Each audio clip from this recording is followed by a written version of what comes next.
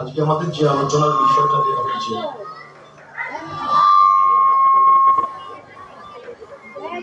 আমার প্রতিপক্ষ সরকার মহাশয় উনি আছেন বলভদ্র ভট্টাচার্যের ভূমিকায় আর আমাকে বলেছেন ঘোষ সভাপতি করবে আর একটু বড় তো আপনাদের কাছে আমি আগে দিয়ে ধারণা মহাপ্রভু তো দূরের কথা আমি এখন পর্যন্ত একজন মানুষ প্রধান্য মিস্টারকে গৌরসুন্দরের কাছে গিয়ে বলেন প্রভু আমার মনে ইচ্ছা হয়েছে আপনার কাছ থেকে যদি একটু কৃষ্ণ কথা শুনতে পাই। গৌরাঙ্গ মহাপ্রভু নিজে বললেন বৈষ্ণব ভগৎ ছিল মনে সার কিন্তু ক্রীড়ালোকে শ্লোকেতেই পড়ে গেছি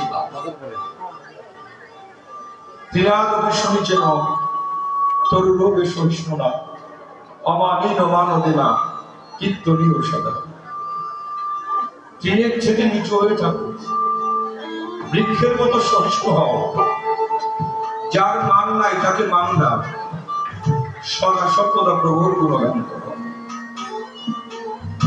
তবে এর একটা গুণ তো আমার মধ্যে নেই এখনো আমি ছোট হতে পারিনি যশবান প্রতিষ্ঠা ভাষায় কবিগান করি কেউ আমাকে একটা বেশি কথা বললে আমি তাকে দুটো বেশি কথা বলি তারপরে মানও তো দিতে জানি যত সময় কবির আসরে থাকি তত সময় হয়তো হরি কথা কৃষ্ণ কথা হয় আর এরপরে বাবা আমি কথায় ব্যস্ত অন্তরে দেখেছি ভাবো আমি ভক্তের দর্শনে প্রভুকে স্থাপন করে কবিগান করার পরে দাঁড়িয়েছি আসলে তার জবাব দেওয়ার চেষ্টাটুকু শুরু করতে কেননা চৈতন্য চরিতামৃত শ্রী শ্রী হরিলীলামৃত এ বোঝা পাওয়া সাধারণ আমার মতো পাপি দ্বারা সম্ভব না তাহলে ভয় পাই না বলি আপনাদের কাছে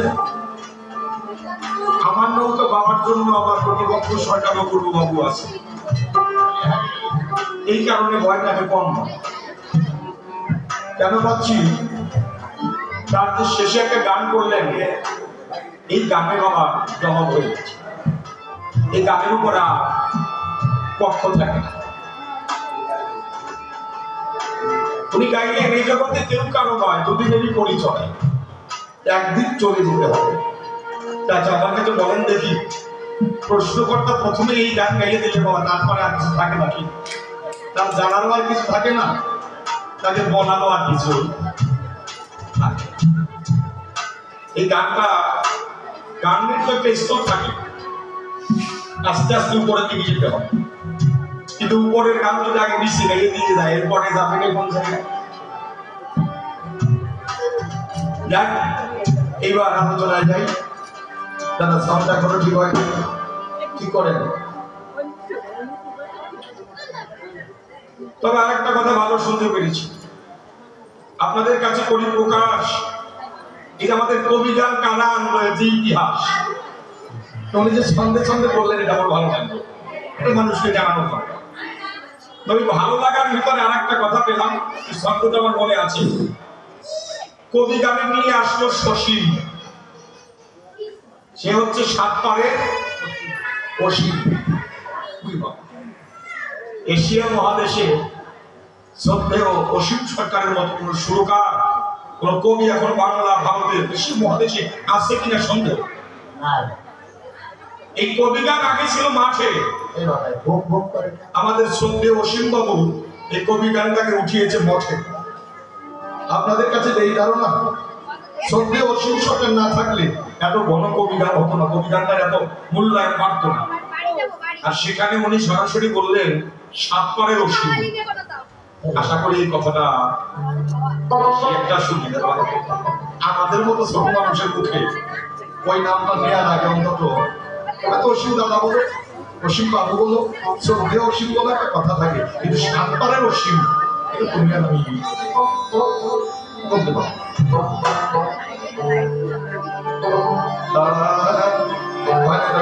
দেখেন হয়েছে কিনা আপনি বললেন আমি গান শুরু করবো। আপনার এই সাউন্ডে আজকে দিন করে তো ক্যাসেট শুনলাম, অনেক ভালো ভালো শুনতো, সুন্দর আসতো, ওইরকম করেন তো সাউন্ড। আজকে দিন করে যে গানগুলো বাজাইছেন ওইরকম একটা ভোকাল দেন।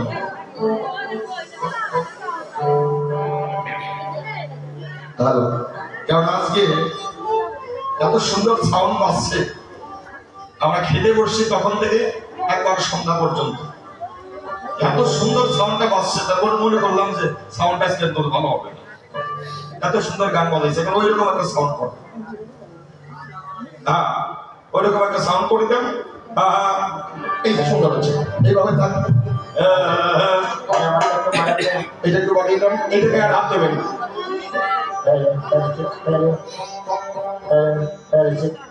সবাইকে দেখেছেন বেহারাটা কেমন হবে? বেহারাটা মোটে শোনা যায়, নাগাটা বেশি আছে,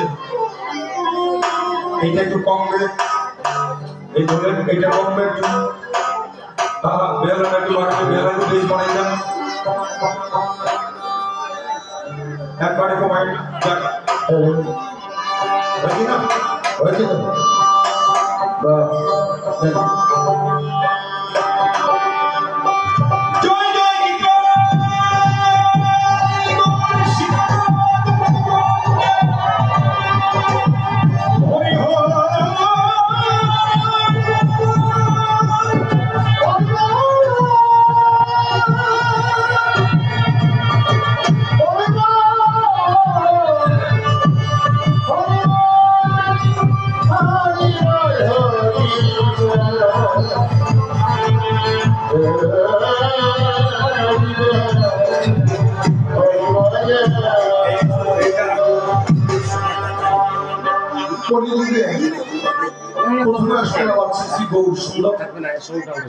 এরপরে সফলা ডাঙায় উনি আবার আসতেন।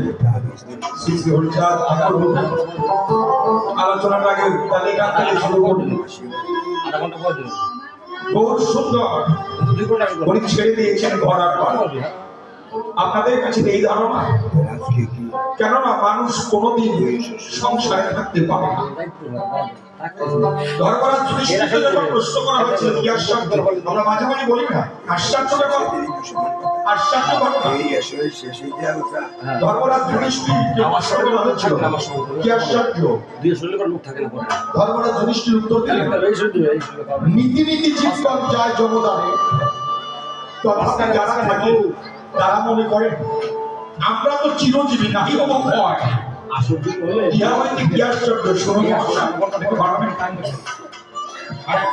প্রতিনিয়ত মানুষ জমের দুয়ারে যাচ্ছে, আমরা নিজের হাতে তাকে শ্মশানে তুলে দিয়ে আসি, কিন্তু তবু আমরা যারা থাকছি আমরা ভাবছি না যে আমাদের একদিন চলে যেতে হবে। এই কথাটা যদি কেউ ভাবে, কেউ যদি মরণ সংবাদ মনে করে, ওই লোক আর কখনো সংসারে কাটাগারে থাকে না, একদিন যেতেই হবে। কবে? ও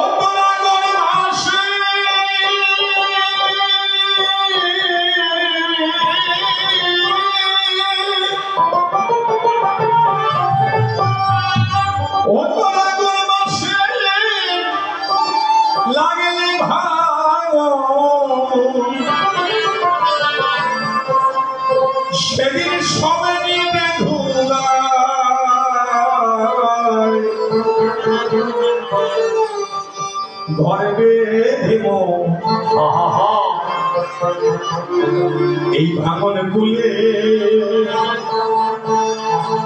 ও তুই রইলি কারা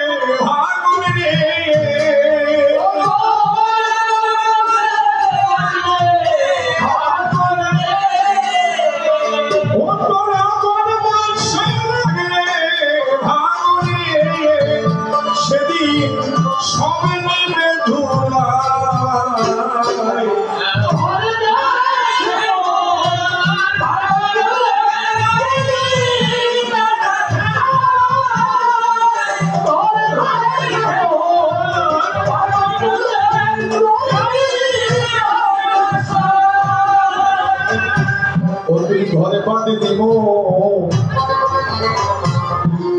এই তাদের খুঁটি ও তোর ধুয়ে গেছে তলার মাটি ঘরে বাঁধে দিব তাদের খুঁটি ও তোর ধুয়ে গেছে তলার মাটি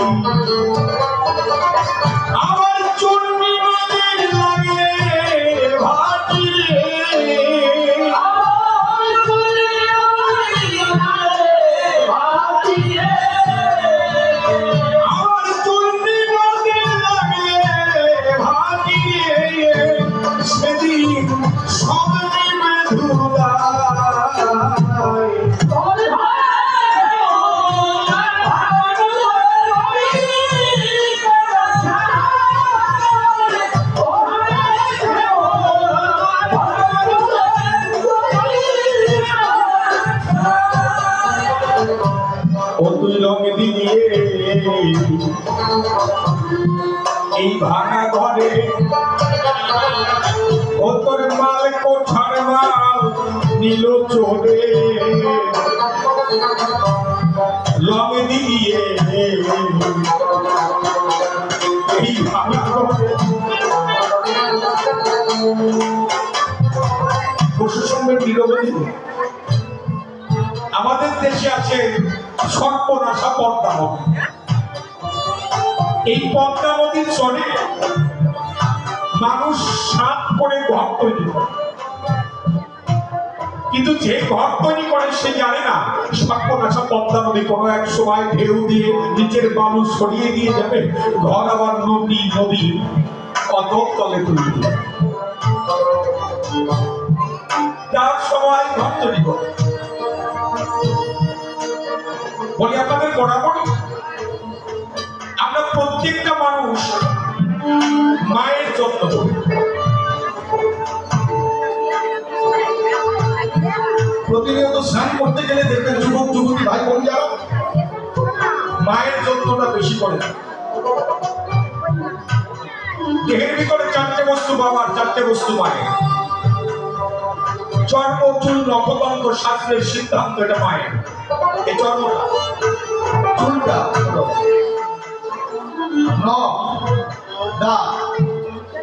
আমরা প্রতিনিয়ত সাবান দিচ্ছি, শ্যাম্পু করছি, দাঁত পরিষ্কার করছি, নখ পরিষ্কার করছি, মায়ের যত্ন করছি। কিন্তু আপনাদের কাছে এই ধারণা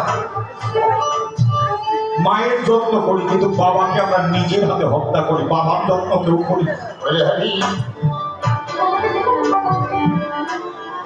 যদি কারো বাবা মারা যায়, মা বিধবা হয়ে যায়, মা লাল পেটে শাড়ি পরে না। তন্ত্রবিজ্ঞানে যত বিদ্যুৎ হয়, দেহ থেকে পিতৃধন যদি মৃত্যু হয়ে যায়, এই দেহটা বিধবা হয়ে যায়। তাই তো প্রেমিক কবি বললেন, এইভাবে তোর মাতৃধনের যতন যত, পিতৃধন যদি কিছু হতো তবে তো হয়ে যেত, থাকতো না সংসারের জ্বালা। সে দেখ মনেই না ধরে ফেলা। কেননা পিতৃ ধনের উপরে আমার হরিধাম বিরাজ করে। একবার এই বিদল কারাগারে যদি পিতৃ ধন কেউ ধরে রাখতে পারে, আমার রাধায় কৃষ্ণ যুগে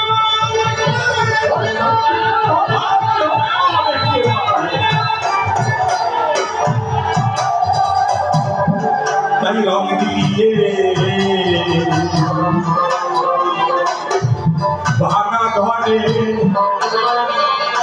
ধরে পাবে কোঠার মাল নীল চোরে রং দিয়ে ভাঙা ঘরে ধরে পাবে কোঠার মাল নীল চোরে। ও তুই করবি যদি ভোলা ধানে রে, ও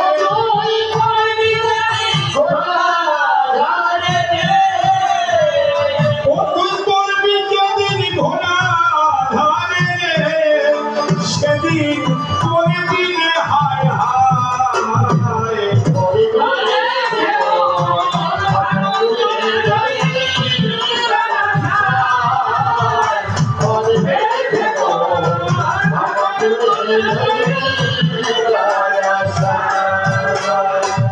এই ভাঙা গড়াই নিত্য খেলা তোরে কি হবে বা শের পিয়ালা। এই ভাঙা গড়াই নিত্য খেলা তোরে কি হবে বা শের পিয়ালা। ও বন্ধুরে ধরা বসে চালা রে,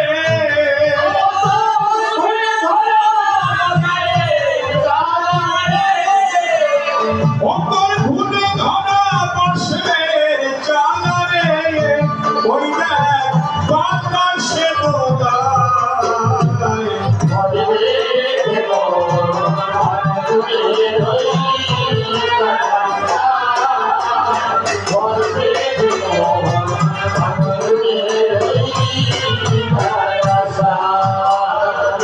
এদিকে গান বলে ও আমার মন দিন থাকতে আমার কথা শোন। কবি গান বলে ও আমার মন ও দিন থাকতে আমার কথা শোন। চরণ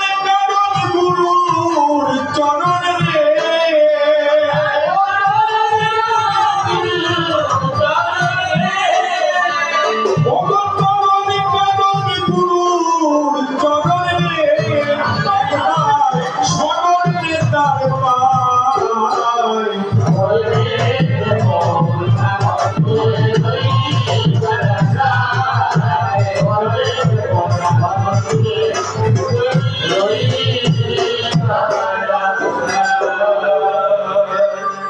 আমি জানি প্রভু তুমি নিখিল বিশ্বের স্বামী, আর তোমারই পুঁজিতে আমি হয়ে আছি ব্যর্থ। নাই বলে ভক্তি বলে তুমি হলেন দুর্বল, হারালেন পরমের পরমার্থ। দেবতা গন্ধর্ব আদি পাহাড় কিংবা জলধি করে তোমার ধ্যান, চন্দ্র সূর্য গ্রহ দলে সবই তোমার ইচ্ছাতে চলে। তুমি ব্রহ্মহর ব্রহ্ম হবে। কে আছে তোমার বর্ণে? বোর্ড নিতে হয় মানে বর্ণে, স্বর্ণে কর্ণে তোমার কৃতি ধনে। গাছের পাতায় যত লেখা লেখা নয় দয়াল, সবই তো তোমার নাম লেখা। তুমি শুধু দেখার মতো আঁখি দিও। পরবর্তী পিতামাতা যারা আমার জন্মদাতা, যাদের অসৃষ্টি বা বলে এসে ধরা পড়ে কবি কীর্তন গান করে ঘুরে মরি বলে পড়ে। পরবর্তী গুরু চরণের সঙ্গে থেকে জীবন মরণে যে চরণের উপর দিয়েছে মনোপাপদের ভার, ও দয়ালে তুমি কথা নিও, সেই পার ঘাটাতে দেখা দিও। তোমার অধম সম্রাটকে করে নিও সেদিন ভব সিন্ধু। আর আচিন্ত ভক্ত সকলের চরণে করে দণ্ডব। লক্ষ্য রাখবেন এই অধমের প্রতি, সৎ পথে যেন চলি, সত্য কথা যেন বলি, সঠিক ভাবে থাকে যেন নীতি। কারণ শাস্ত্র মাঝে দেখতে পাই ঝিনুকে তো কিছুই নাই, তাতে যদি পড়ে ৭০ নক্ষত্রের জল, সেই ৭০ নক্ষত্রের জলের ফলে তবেই তাতে মুক্ত ফলে শাস্ত্র মাঝে আছে। আমি শূন্য ঝিনুকের ন্যায় দাঁড়িয়ে আছে অন্ত সবাই, শক্তি ভক্তি আমার কিছু নাই, তবে একটা ভরসা আছে দেখে বলে আপনাদের কাছে সাধু গুরু বৈষ্ণবের চরণ ধৈর্য দিয়ে একেবারে মাথায় বন্দনাতে অল্প করে যাবো এবার ভূমিকার নিকটে। আমার বিপক্ষের সরকার এসে আসলে বলভদ্র নাম ধরে গৌর সুন্দর বানায় আমার বেশ ভালো ভালো কয়েকটা প্রশ্ন করে যায়, ডেকে বলে আপনার দিকের দ্বারে জানতে আমার ইচ্ছা করে ঝাড়খণ্ডের পথে বডিগার্ড হয়ে নাকি আমার সঙ্গে তিনি রওনা।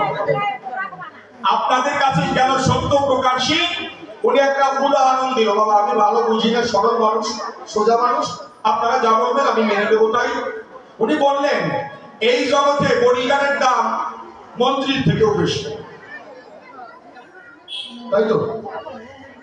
যেমন প্রধানমন্ত্রী যেজন রয় তার সঙ্গে কিছু বডিগার্ড রয়, মন্ত্রীর থেকে কি বডিগার্ডের দাম বেশি? বেশি হয়ে যায় না? দেখেন একটু চিন্তা করে, বাবা সে বলতে পারবে সবাই তো এক জ্ঞানের জ্ঞানী না। চিন্তা করেন মন্ত্রী গাড়ি থেকে নেমে গেল, হঠাৎ করে তার জুতোটা খুলে পড়ে গেল, এখন বডিগার্ড কি করবে? তাড়াতাড়ি জুতোটা এগোই দেবে, দেবে তো? এইবার কোনো বডিগার্ডের জুতো যদি খুলে পড়ে যায় মন্ত্রী কি উঠিয়ে দেবে, পড়িয়ে দেবে? তার এখন না বলছেন এইটুক কমন সেন্স না থাকলে তুমি গান গাচ্ছ বাবা।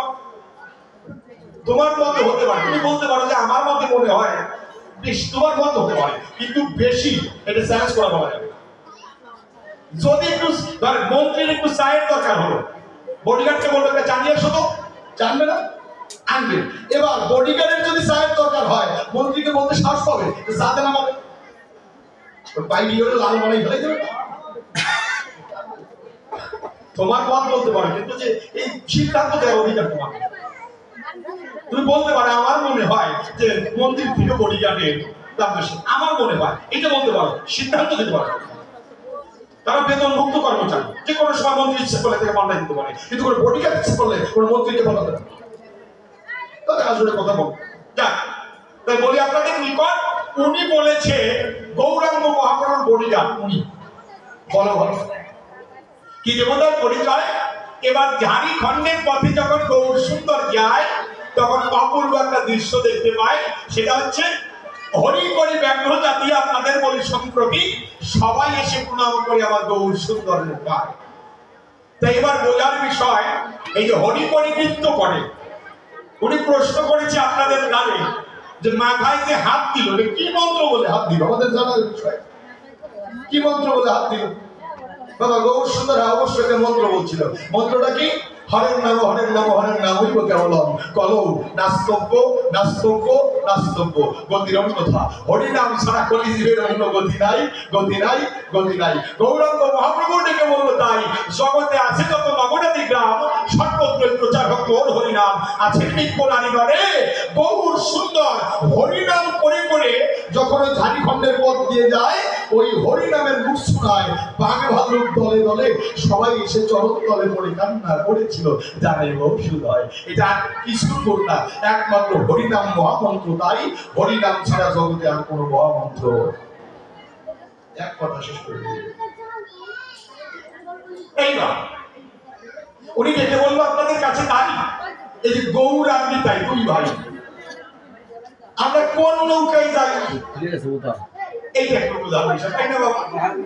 এবার প্রশাসনের বিজ্ঞতারক আমাদের আগে জানার বিষয় গৌরাঙ্গ মহাপ্রভুকে উনি কেন জগতে এলো আর নিত্যানন্দই বাকে তার কর্মটা কি ছিল, এইটা জানলে তো পরিষ্কার হয়ে যায়। তাই এবার অন্তর আছে বাবা বাবা সেই পুরোনো বলে একটু কবিতা দেওয়ার চেষ্টা করবো, মানে ওইভাবে জবাব দেবো যদি বুঝতে পারো।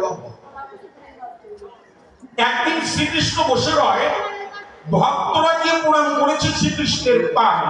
শ্রীকৃষ্ণ বনমালী দেখতে পাচ্ছে ভক্তরা চরণে পড়ে কেউ হাতে নিয়ে মুখে দিচ্ছে শ্রীকৃষ্ণের চরণ ধুলি। কোন ভক্ত অবিকল শ্রীকৃষ্ণের চরণে ঢেলে দিয়ে জল আবার নিজে নিজে চরণামৃত পান করে যায়। এখন ভগবান মনে মনে চিন্তা করে ভক্তরা এসে বারে বারে আবার চরণ ধুলি দিয়ে খায়, এই ধুলি মনে হয় অনেক মিষ্টি হয়, এটা মনে হয় অনেক মিষ্টি। তো ভগবানের অন্তরে ধারণা যখন কেউ থাকবে না তখন মনে ভাবো আমার চরণ থেকে ধুলি নিয়ে আমি একটু খাবো, এটা কতটা মিষ্টি। তখন ভক্তরা আশেপাশে কেউ নাই, ভগবান আর দেরি করে নাই। কৃষ্ণ যখন নাথ চরণে দিয়েছে তার হাত দিয়ে ধুলি নিয়ে যখন মুখে দেয়, দেখে ভালো লাগে না, বালু বালু লাগে সেই। এইবার ভগবানের প্রশ্ন জেগে গেল মনে, এই ধুলি তো বালু বালু লাগে, কিন্তু ভক্তরা কেন প্রেম সোহাগে বারবার এই ধুলি নিয়ে খায়? এই স্বাদটা আমার বুঝতে হবে, মানে সোজা বাংলায় এই লীলার রস আস্বাদনটা আমার করতে হবে। এইবার কি করে আমি এই স্বাদটা বুঝতে পারবো? এটা বোঝাতে হবে আমার মায়েদের দিকে একটু বলছি। মামা, এই রাতের পর রাত জেগে আমি কবিগান গাই, আর যেখানে আপনারা এক নাম যোগ্য হোক, কবিগান হোক, পদাবলী হোক, গান হলে আপনারা শুনতে যান। আচ্ছা, আনন্দ পান, তাই কিন্তু যান। আনন্দ না পেলে কি যেতেন? আনন্দ পান। কিন্তু আমি বলি তাই, আমি গান গাইতে গাইতে এত ক্লান্ত হয়ে যাই, একদিন যদি বাড়ি যাই, শুনতে পারলে পরে বাড়ির পাশে যদি এক নাম হয় বা কবিগান হয়, আমি যাই না। কেন যাই না? আমার ভালো লাগে, মানে গান গাইতে গাইতে আর শুনতে আমার ভালো লাগে। তাহলে আপনারা গান শুনে সারা জীবনে কি আনন্দ পেলেন? আমি সারা জীবন গান গাইয়ে ওই আনন্দটা জানি না। এইবার আপনাদেরও জানাই, আমি সম্রাট রাতের পর রাত জেগে গান গাই। আমি গান গাইলে যে আনন্দ পাই, আমি গাইলে কি আনন্দ পাই, তাকে আপনারা জানেন না। তাও আপনারা জানেন। আপনারা শুনে কি আনন্দ পান তা আমি জানি না, আর আমি গাইলে কি আনন্দ পাই তাও আপনারা জানেন না। এই দুইজনের আনন্দকে বুঝতে হবে, আমাদের স্থান পরিবর্তন করতে হবে। আপনাদের শিল্পীর দলে এসে মিশতে হবে, আর আমাকে শ্রোতাদের দলে গিয়ে মিশতে হবে। এই জন্য ভগবান অন্তরে করলেন ধারণা, ভক্তরা বারে বারে আমার চরণ ধুলির স্বাদ গ্রহণ করে। ভক্তি ভক্ত না হলে পরে কখনো বোঝা যায় ভগবানের আছে প্রেম, আর ভক্তের হয় ভক্তি। এই ভক্তিতে ভক্ত পায় মুক্তি। এইবার ভগবান করলেন চুক্তি, আমার অন্তরে জেগেছে ভাবো, আমি আর ভগবান ভাব নিয়ে থাকবো না, আমি আর ভগবান হব না, আমি ভক্ত রূপ ধারণ করে আমি ভক্ত হয়ে ভক্তের রসাস্বাদন করতে যাব। এইবার ভগবানের চিন্তা করলেন কি, আমি একজন ভক্ত। এইবার আপনারা এখানে আছেন, আমরা সরকারের কাছ থেকে শুনতে পেলাম এইখানে নাকি মতুয়া ভক্ত বেশি। মতুয়া ভক্ত, কৃষ্ণ ভক্ত, গৌর ভক্ত। ভক্তটা তো কমন। আপনি কৃষ্ণ ভক্ত হন সেটা আমি জানবো না, আপনি গৌর ভক্ত হন সেটা আমি জানি না, আপনি ঠাকুরের ভক্ত হন তাও জানি না, কিন্তু ভক্ত তো হতে হবে। ভক্ত হতে হবে। ঠাকুর বললেন, ভগবান বললেন, আমার হতে নাম বড়, নাম হতে ভক্ত বড়। ভগবান কিন্তু বলে নাই আমার হতে নাম বড়, নাম হতে কৃষ্ণ ভক্ত বড় বা গৌর ভক্ত বড়, তাকে বলে নাই। ভগবান বলেছে, বেজাল কথা আমরা মানুষের কথাই না বুঝি। ভগবান বললেন আমার হতে নাম বড়, আর নাম হতে ভক্ত বড়। মতুয়াও হতে পারে, সে বৈষ্ণব হতে পারে, গৌড়িয়াও হতে পারে, ইসলামও হতে পারে, যা খ্রিস্টানও হতে পারে, কিন্তু ভক্ত হতে হবে। তাই ঠাকুর বললেন আমার হতে নাম বড়, নাম হতে ভক্ত বড়, আর ভক্ত হতে ভক্তের চরণ ধুলি আরো বড়। এইবার আমার কথাটা বসে বসে বিচার করো। ভগবান নিজে বললেন তার হতে তার নাম বড়, আর তার নাম হতে ভক্তরা অনেক বড়। তাহলে আমরা সবাই ভক্তরা। সত্য কথা আপনাদের কাছে কই, ভগবানের কথায়, ভগবানের থেকে আমরা ভক্তরা বড় হই। তার কথায় আমরা বড় হয়ে গেছি। তার কথায় যদি বড় হয়ে থাকি, বলতে রাখবো না বাকি, তাহলে আমরা ভগবানকে কেন ডাকি? ভগবানই তো আমাকে ডাকে হিসেবে, তাই এসে যেহেতু ভগবানের থেকে বড় ভক্ত। হ্যাঁ, এইটাই সত্য। ভগবান বলেছে ভগবানের থেকেও তার ভক্ত অনেক বড়, কিন্তু বিচার্যের বিষয় কি কি গুণ থাকলে একজন ভক্ত হয়। আমরা তো সবাই ভক্ত, তাই না? কেউ তিলক নিয়েছি, মালা নিয়েছি, কেউ আচার মালা নিয়েছি, আমরা তো সবাই ভক্ত হয়েছি। ডক্টর মহানব্রত ব্রহ্মচারী ওরা গ্রন্থে লিখলেন, কোটি জীবের মধ্যে থাকে মাত্র একজন জ্ঞানী।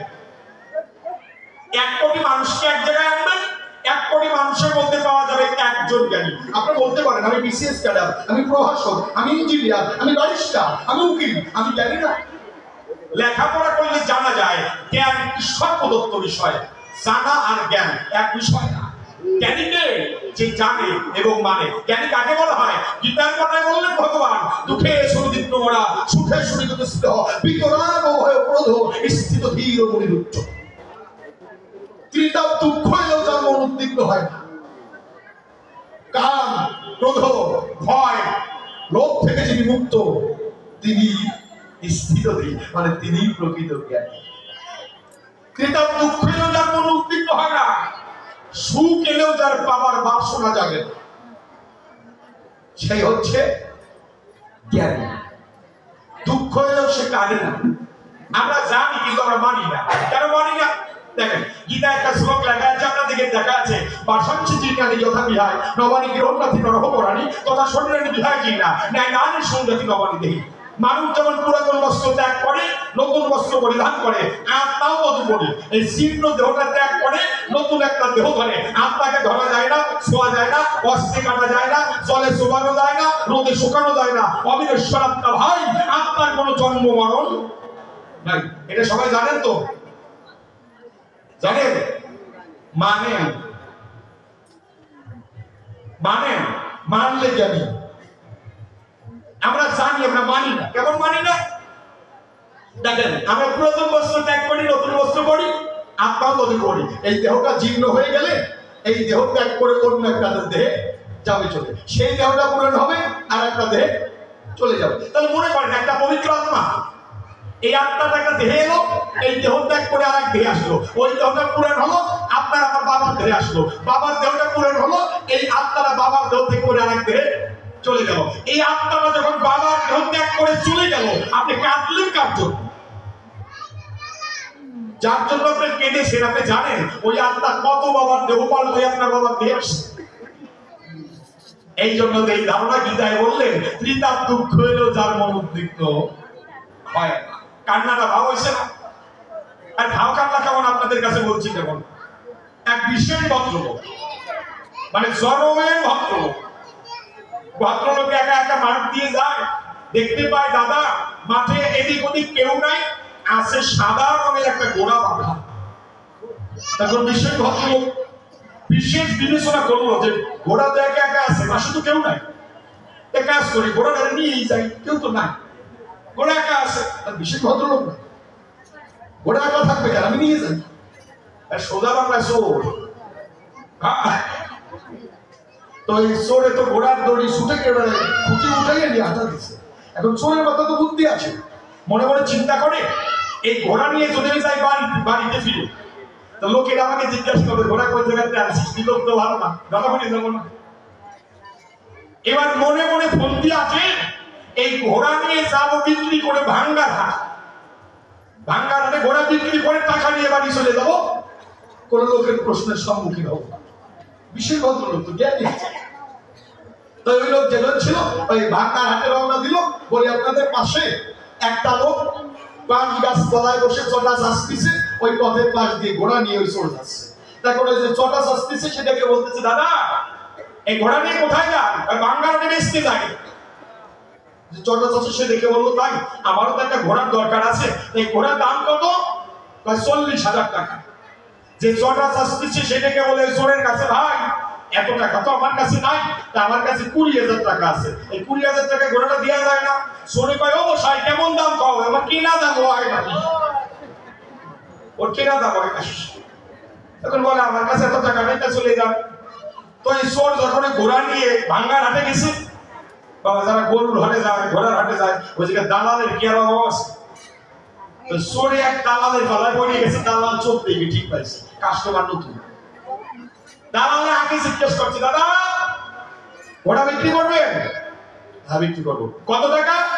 40,000। দালালে কয়, কোন কি এত বড় ভালো ঘোড়া, এর দাম হওয়া উচিত 1 লক্ষ টাকা, আপনি 40,000 টাকা চাইলেন? ঘোড়া কি আপনার না অন্য জায়গায় টানছেন? সত্যি করে ধরা পড়ে যায়। দেখে দালালের কাছে কয়, আমার ঘোড়া, আমার নিজের ঘোড়া, এত কম দাম চাইলেন কেন?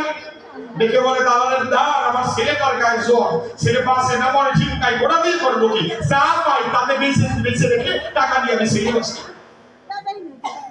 এখন দালালে বসছে কি, দাদা যাই কর না কেন আমার কেমন জানি থাকে। আমার মনে হয় এত দামি ঘোড়া যখন কম টাকা বেচতেছেন, এই ঘোড়ার কোনো রোগ আছে, না হয় ঘোড়া দৌড় দিতে পারে না।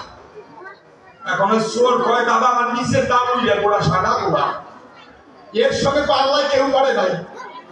এই সময় দালালে কয়, দাদা আমি একটু টেস্ট করি। চোরে কয়, করে। দালালে কয়, আপনি আমার সাথী দেখে এই দালালদের একটা সাথী থাকে না, ডাটালা সাথী, সাথী দালালের সাথী। তো ডাটালা সাথী ওই সোর্সে ধরাই দিয়ে লাভ দিয়ে ঘোড়ায় উঠে গেছে, ঘোড়ায় উঠে গিয়ে বাড়ি দিয়ে ধরে গেছে, আধা ঘন্টা কাটিয়ে গেছে। এই সময় সোরে ঠিক পাইছে ওইটাও আমার মতো। বিজয় বাবুর একটা গান আছে না, আমার মনে মিলেছে জানে জেনেছে তুমি আসবে না, নয়নে চলে না তবু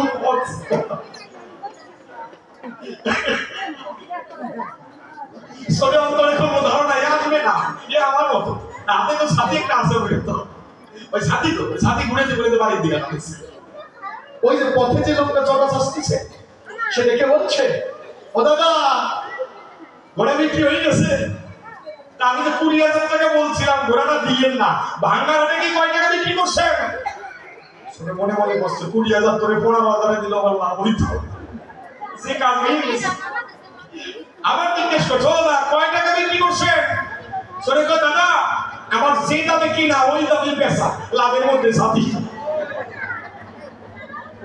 আপনার একটা দেহ থেকে এই দেহে গেল, এই দেহ থেকে আবার চলে গেল, আপনাকে কাঁদলাম কেন? কান্নাটাই খাও। এই মানুষ পাবেন কোথায়? 1 কোটি মানুষের মধ্যে একজন বিশুদ্ধ জ্ঞানী। এইবার আর 1 কোটি মানুষ খুঁজে আর একজন বিশুদ্ধ জ্ঞানী আনি, আর 1 কোটি মানুষ খুঁজে আর একজন বিশুদ্ধ জ্ঞানী আনি। এইভাবে যখন 1 কোটি জ্ঞানীকে এক জায়গায় আনা হবে, এই 1 কোটি জ্ঞানীর ভিতর থেকে একজন বেরিয়ে আসবে মুক্ত, যিনি যোগে হয়ে যুক্ত, জীবাত্মা পরমাত্মার মিলন ঘটিয়েছে। ভাই এই ধারণা ওই লোক আর কখনো মায়ার আধারে থাকে না। তাহলে 1 কোটি জীবে একজন জ্ঞানী, 1 কোটি জ্ঞানীতে একজন মুক্ত, আর 1 কোটি মুক্তের মধ্যে থাকে মাত্র একজন দুর্লভ ভক্ত। তাই তো ভগবান বলেছে আমার হতে নাম বড়, আর নাম হতে ওই ভক্ত বড়, আর ওই ভক্ত থেকে তার চরণ ধুলি আরো। এইবার ভগবান চিন্তা করলেন অন্তরে আছে, ভাবো আমি একজন ভক্ত হব। এই ভক্ত খুঁজতে খুঁজতে উনি একজন ভক্ত পেয়েছেন, আছেন যত জ্ঞানী গুণী, সে হচ্ছে বৃন্দাবনের শ্রীমতী রাধা রানী। হয়তো কি কামনা জগতের রয় ডাক দিয়ে শ্রীকৃষ্ণ বলছে রাধার কাছে সেই সময়, রাধায় ভক্ত হওয়ার জন্য আমার প্রাণ উঠেছে কেঁদে, তুমি আমার কথা দাও, আমি একজন ভক্ত হব, তোমার কাছ থেকে ভিক্ষা চাবো, তুমি কৃপা করে 3টা জিনিস তুমি আমার ভিক্ষা দাও। কে? তোমার ভাব, তোমার কান্তি, তোমার বিলাস। রাধারানী বলি তোমার ঠাই, আমার এই দেহ নিয়ে যদি আমি আবার যাই মানুষ আমাকে চিনে ফেলবে, তাই তুমি আমার কথা দেবে, তোমার কান্তি, তোমার এই দেহটা তুমি আমার ভিক্ষা দেবে, আমার অন্তরে জাগবে ভাবো আমি বাহিরে রাধাঙ্গ ভিতরে কৃষ্ণাঙ্গ হয়ে ভক্তের দলে মিশে দেব। আর কি? তোমার বিলাস, তোমার সুখ, তোমার সুখটা তুমি আমাদের দাও। কেননা আমরা প্রতিটি জীব কান্না করি দুঃখে, আর রাধারানী কৃষ্ণ বিরহে কান্না করতো সুখে। তুমি যত দাও তত আমার কত ভালো লাগে, তোমার সুখটা দাও। আর কি? তোমার ভাব, আমাকে ভিক্ষা দাও। ভগবানের তো ভক্তি ভাব নাই, ভগবান করুণা করতে জানে, ভগবান প্রেম দিতে জানে ভাই, কিন্তু ভক্তের ভাব ভগবানের মধ্যে নাই। এবার ভগবান শ্রীকৃষ্ণ তারাই দেখে বলছে আমার অন্তরে আছে ভাবো, তোমার মহাভাব যেন আমার ভিতরে আসে, মহাভাব ভিক্ষা চেয়ে নেবো। মহাভাব কখন হয়? সাধন পালন হতে হয় রতির উদয়, রতিকার হলে তার প্রেম নাম হয়, প্রেমের সম্মান প্রণয় মহাভাবে জানি, মহাভাবের ঘরে থাকে শ্রীমতী রাধা ঠাকুর। বসে শুনেন বিজ্ঞ দল, এই ভক্ত ভাব অঙ্গীকার করে আমার গৌর সুন্দর 2 দেহ 1 দেহ ধরে এই ভক্তের ঋণ শোধ করার পরে উনি নদিয়াতে এলো। তাহলে ওনার আসার কারণটা আমরা বুঝতে পারলাম। এইবার ওনার প্রশ্নটা এখানে, আমরা কার দলে যাবো? ওই যে গান গায় না, ওই সব তাই তোমরা 2টি ভাই দ্বিজমণি দ্বিজ রাজ হে, এসো গৌর নিতাই তোমরা 2টি ভাই। গৌর নিতাই এরা কয় ভাই?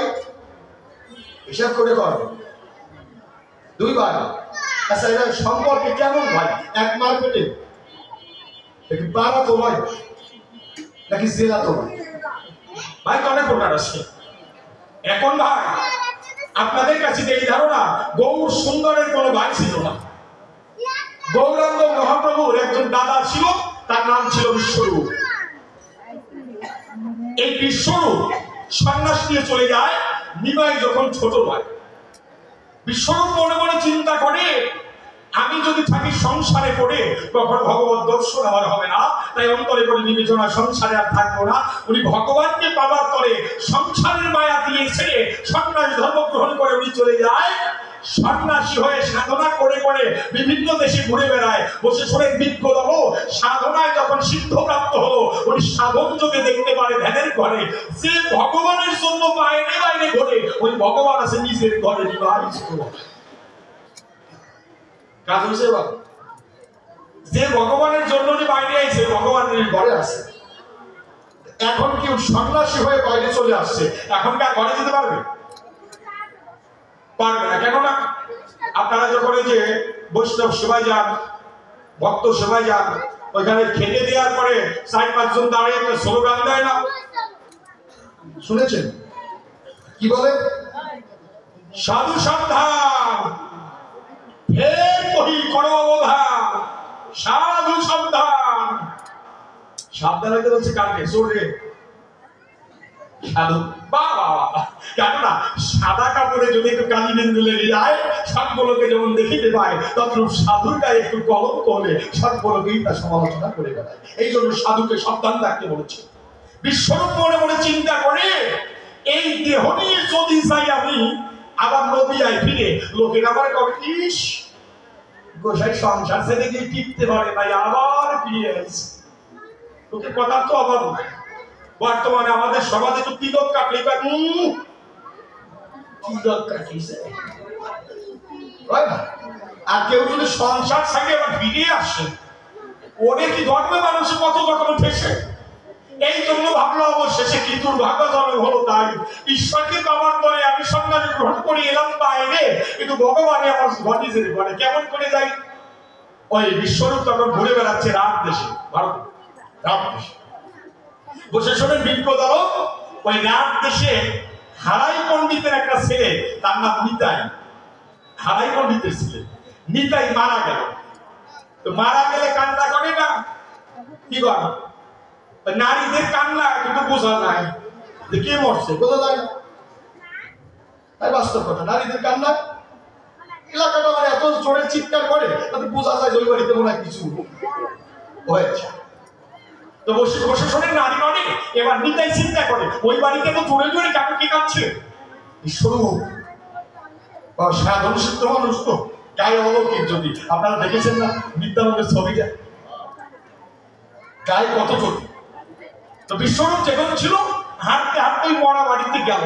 মরা বাড়িতে যখন যায় গিয়ে দেখতে পায় একটা সুন্দর ছেলে। সুন্দর আপনাদের করে দেই বর্ণনা, ভালোবাসা ছাড়া কোনদিন ভালোবাসা, ভালোবাসাটা ভালো দরকার। এইবার বিশ্বরূপ যখন ওই বাড়ি যায়, হারাই পণ্ডিত দেখতে পায় এই দুঃখের সময় একজন সন্ন্যাসী বাড়ির উপরে এসে দাঁড়ায়, কিন্তু তার গায়ে অলৌকিক চোখ।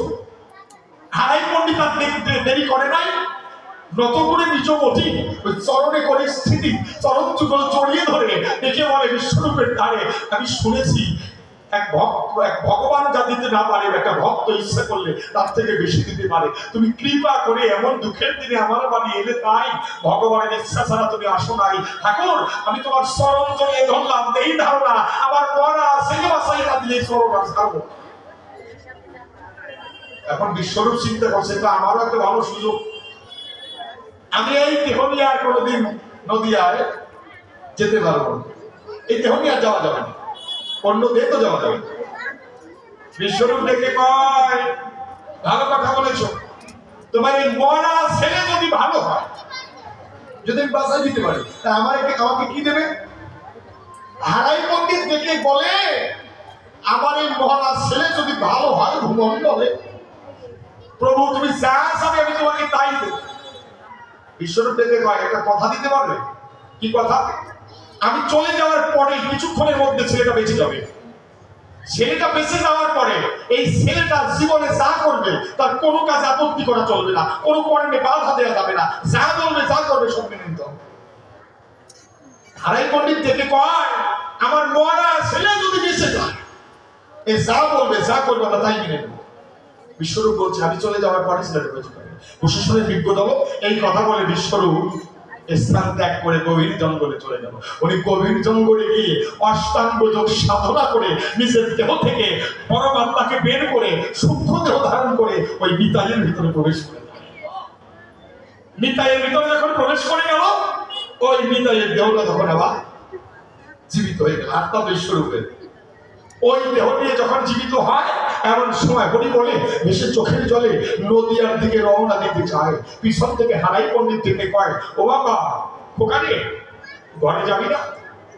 এবার ওই ছেলে ডেকে বলছে, বাবা সন্ন্যাসীকে কি কথা দিয়েছিলে তোমার মনে নাই? আমার কোনো কাজে আপত্তি করা যাবে না।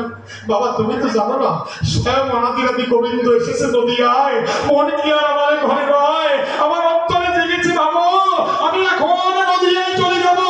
হাই কৃষ্ণ গোবিন্দ বলে ভাবিব আমি নয়নে জলে, আমি কবুল তলে বসে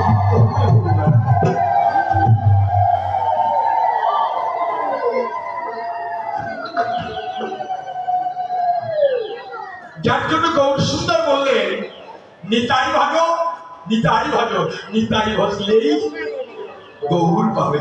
গৌর ভজলে গৌর পাবে না, নিতাই ভজন করো। হ্যাঁ সংসারে থাকো। গৌরাঙ্গ মহাপ্রভু কাউকে সংসার ত্যাগ করতে বলে নাই। উনি নিজে সংসার ছেড়েছে। কেন ছেড়েছে? আমাকে না ভজিলে জীবের মুক্তি নয়, এই জীবের কারণেই আমার সন্ন্যাসী হতে হয়। ওই পূর্বজন্মের কথা দেওয়া ছিল তারপর যুগে, যার জন্য সংসার ছেড়ে গেল। বাবা নিতাইয়ের মতো দেহ ত্যাগ করে যদি আত্মাকে সুহৃদের চুক্ষ দেহ ধারণ করতে পারো, তবে নিতাইয়ের দলে কোন নামে গেলে মুক্তি হবে, তাই না? কোন দলে গেলে?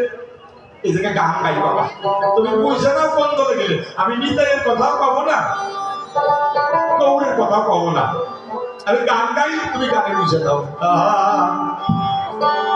ও যদি যাবি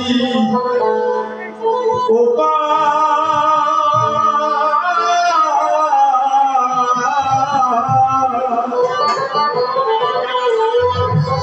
করসি গুরু কান্দাবি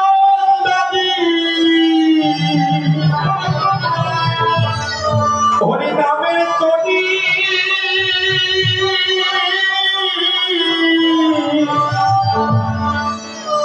হরি বলে তুমি খোলে এবার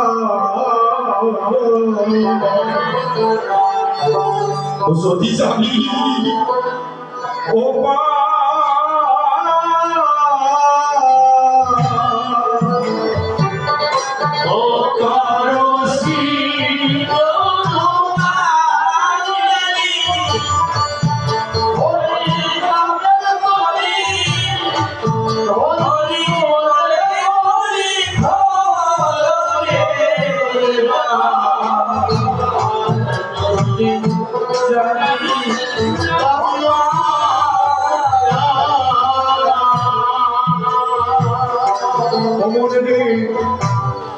জুতে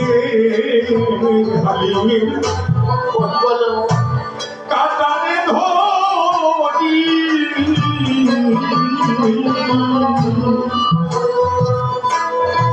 এক নিরিখে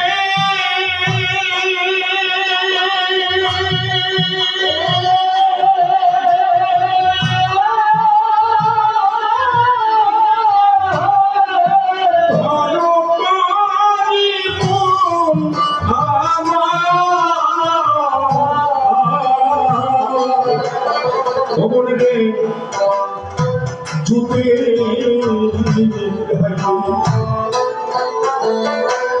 ঘাটারে ধরি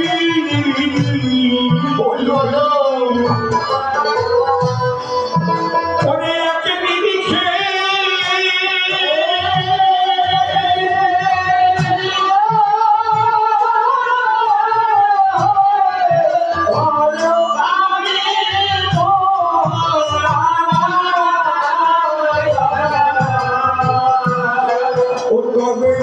Oh,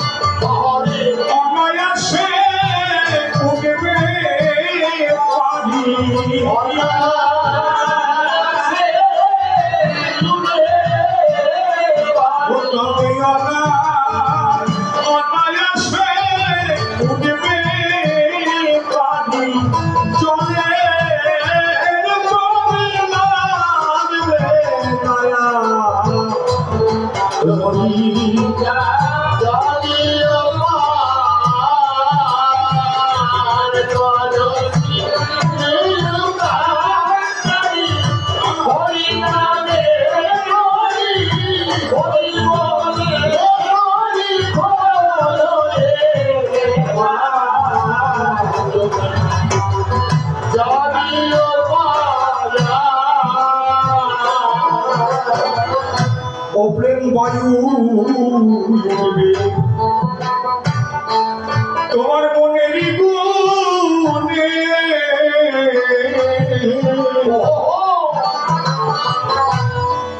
ভক্তি মানা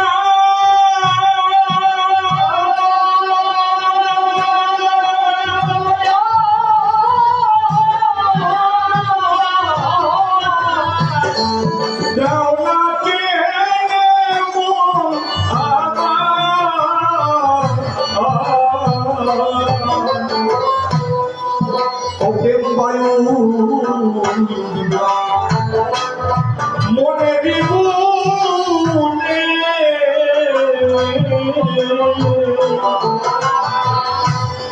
ভক্তি মালা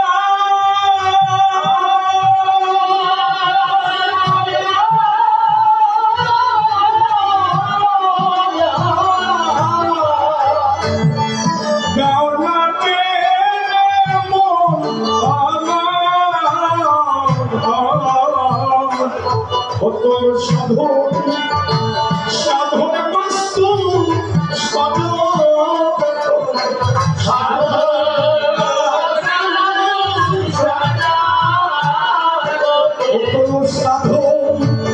সাধন বস্তু সাধনে দেবে গুণের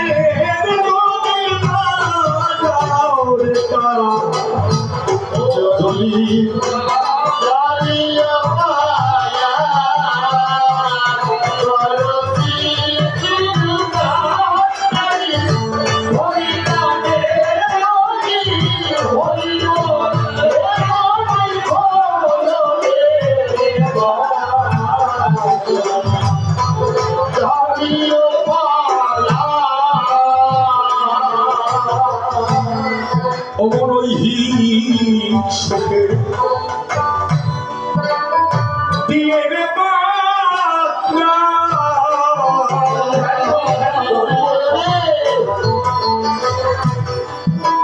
করলে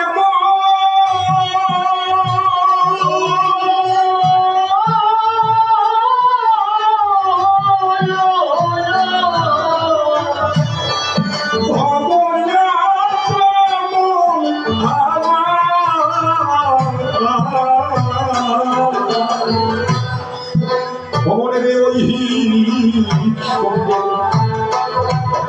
দিয়ে রে বাতরা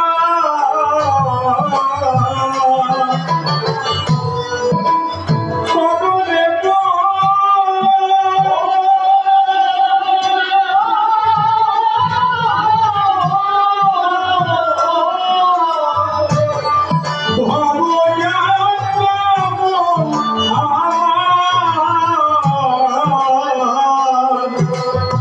সাধু সাধু সঙ্গে শুভ যাত্রা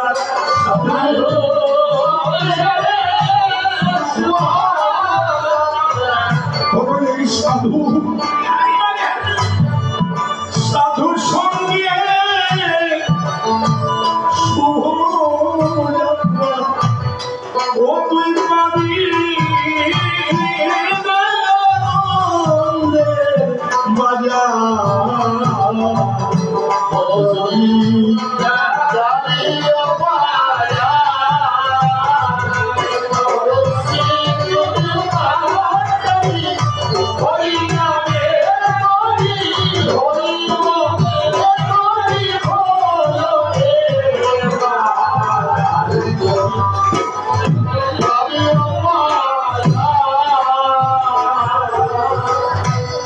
সাধু সঙ্গে শুভযাত্রা।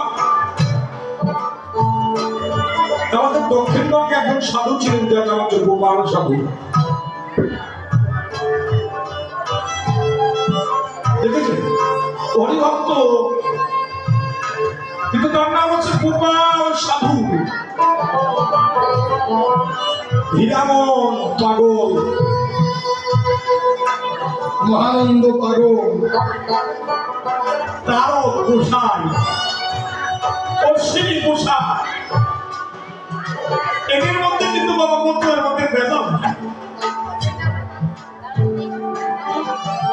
বাবা সাধুর সঙ্গে শুরু যায়। প্রেমিক কবি ছিলেন অশ্বিনী গোসাই।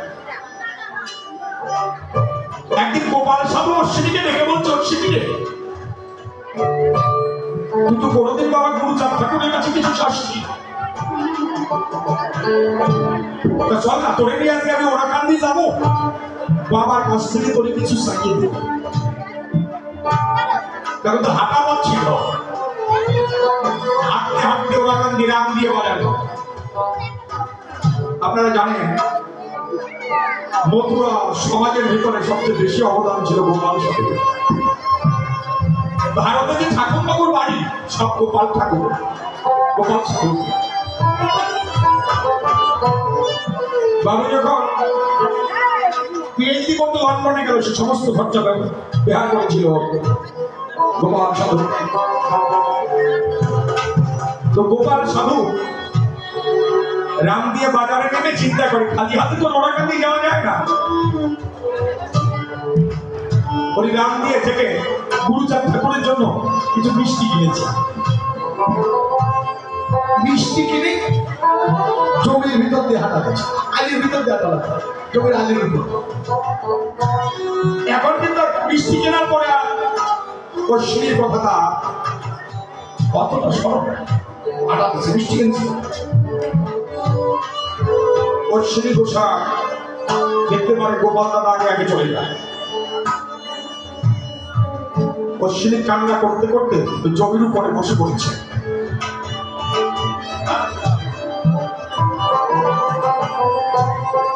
ওই জমির উপরে বসে পড়েছে, লাঙ্গল দিয়ে জমি চাষ করলে ওই জমির খেলাধুলো অনেক বড় বড়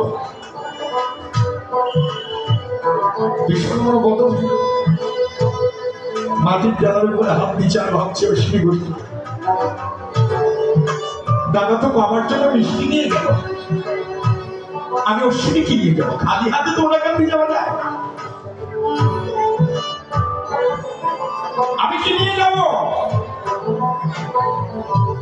এক কাজ করি, খালি হাতে যাবো না, এখান থেকে একদলা মাটি নিয়ে যাই, মাটি নিয়ে গিয়ে যদি ওরাকান্দি ধামের উপর রাখি, একটু মাটি তো হলো, মাটির থেকে তো হলো। অশ্বিনী গোসাই মাটির খেলাটা বুকে ধরে রেখে, অশ্বিনী গোসাইয়ের চোখের জল মাটির ডেলায় পড়ছে।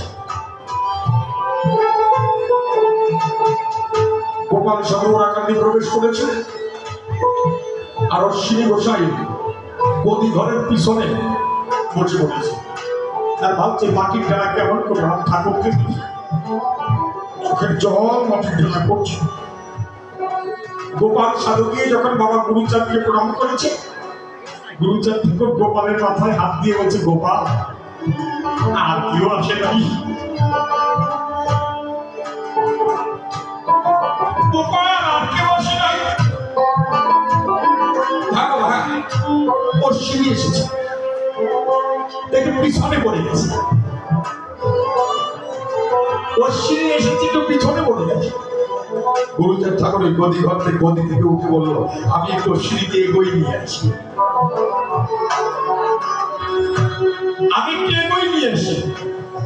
বাবা কিছু কিছু ভক্ত ভগবানের কাছে যায়, আর ভগবান ভক্তের ভক্তি বেশি হলে ভগবান ভক্ত হচ্ছে।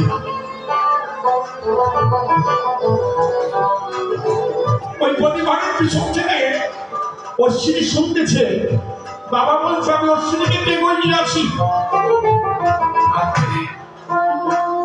বাবা তো আমার কাছে আসবে, এসে যদি মাটির ডালা দেখতে পায়, মাটির ডালা লুকাবে কোথায়, বুকে মিশিয়ে রেখেছে, গান সঙ্গে ঢেকে রেখেছে, আর চোখের জল ঘটিয়ে ধরছে। এই সময় গুরুচাঁদ ঠাকুর এসে দাঁড়িয়ে, অশ্বিনী রে, ঘরের পিছনে আছিস কেন, আমার কাছে আয়। ও গামছায় কি লুকোচ্ছিস, কি লুকোচ্ছিস? অনেক ভক্ত আমাকে খাওয়ানোর জন্য অনেক কিছু এনেছে, আজকে তুইও এনেছিস,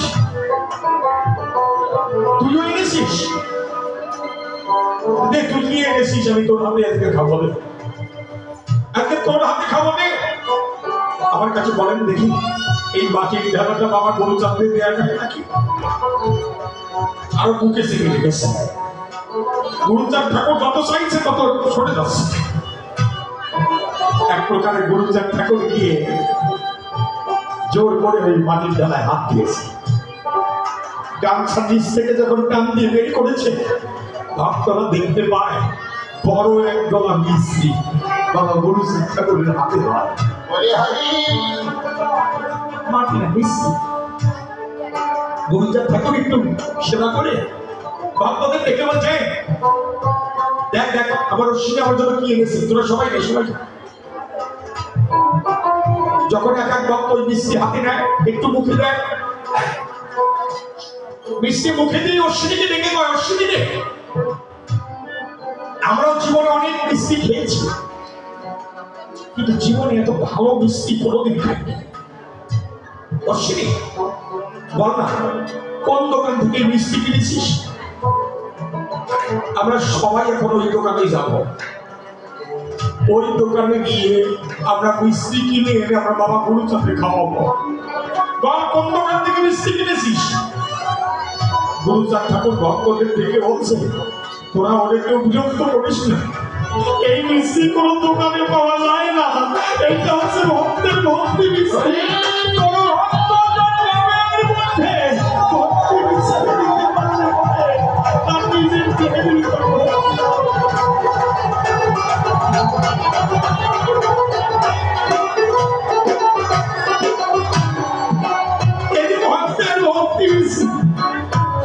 যদি কেউ অনবর ঘরে নাম জপ করে নিজের ভক্তি সম্পদ বিষয় হয়, নিজের ভক্তি মিশ্রিতে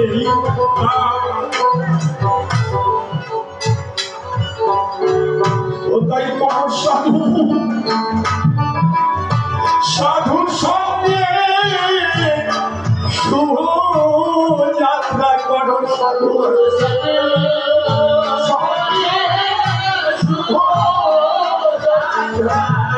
ও করো এই সাধু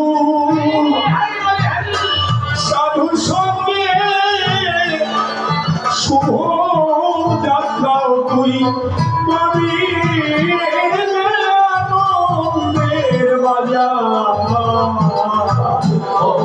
যদি যাবি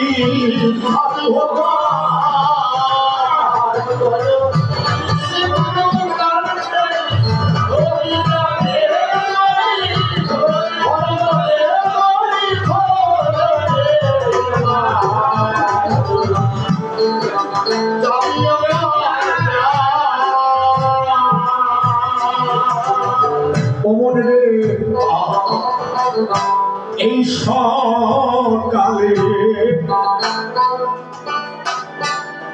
ধরবে পারি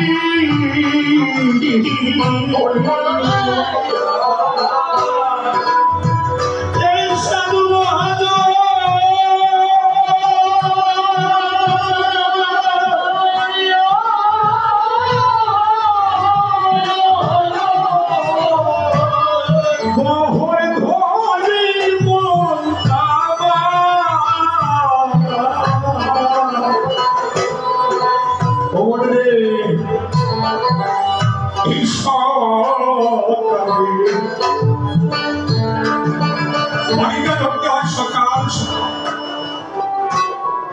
আপনাদের কাছে তাকিয়ে দেখেন, আমাদের মানব জীবনের সকাল অনেক আগেই পার হয়ে গেছে। একটা বাচ্চা ছেলে ভিক্ষা করছে, এক রানীমার কাছে গিয়ে বলছে, রানীমা আমার কিছু ভিক্ষা দাও। রানীমা দেখে কয়, খোকাটে তুই তো অনেক ছোট, এই বয়সে ভিক্ষার জমানে বেরিয়ে গেছিস। ছেলেটা দেখে বলছে, মাগো বৃন্দাবন তো অনেক দূরে, তাই সকাল সকাল বেরিয়ে পড়লাম, কারণ এই জীবনের সকাল সকাল শুরু না করলে আর পানি ওঠে না। তাই কোন এই সকালে ধরনে পারি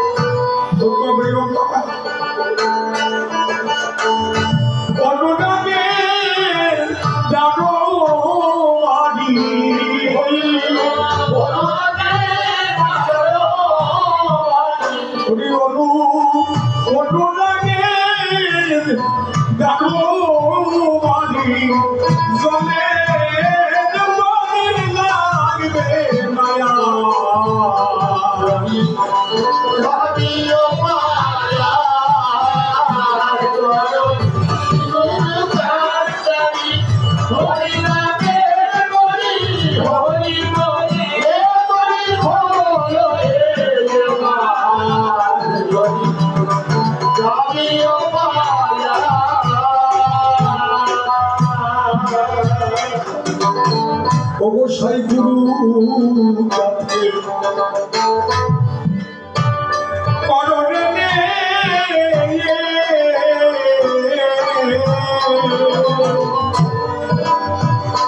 মহানন্দে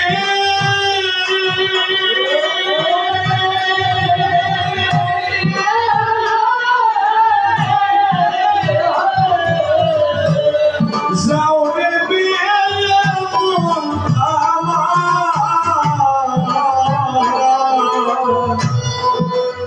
অবশ্যই গুরু গুরু চাঁদকে মহানন্দে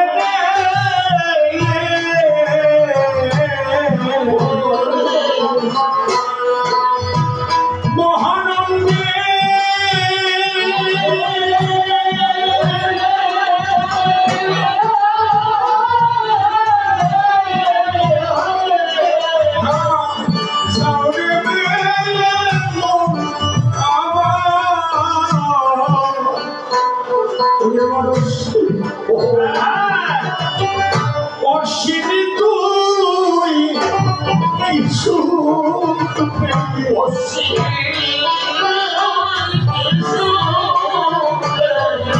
এবার অশ্বিনী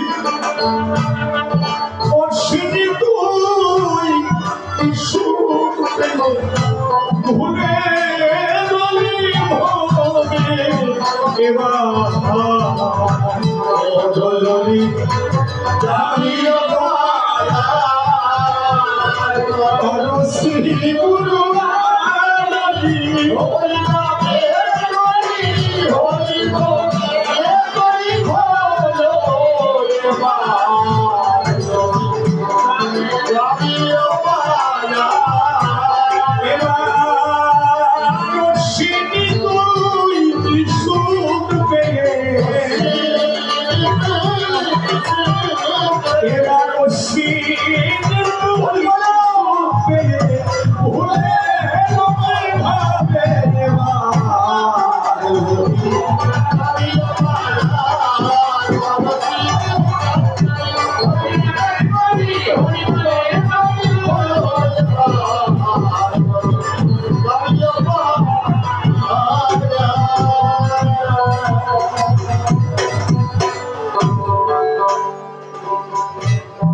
হরিনামের তরণী করে গো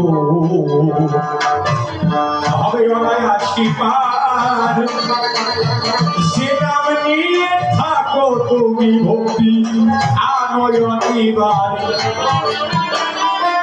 ও নামের মধ্যে ভক্তি ছাড়া মুক্তি হবে না তাই হরিনামে মুক্তি হবে প্রেম ভক্তি মিশ্রণে তুমি যে দলে যাও যে দলে তুমি যাবে গুরুকে কান্দানি করে হরিনামের তরণী সাজাবে এখন সংসারে থেকেও সাজাতে পারো বাইরে থেকেও সাজাতে পারো এই ধারণা হরিনামের তরী না সাজালে আর অনায়াসে ভগবতীকার হওয়া যাবে না এই পরের দিকে বলে আমার চিন্তা করেন তাই তার আগে একটা কথা মনে পড়ে গেছে আপনাদের জানাই আমাদের সন্দেহ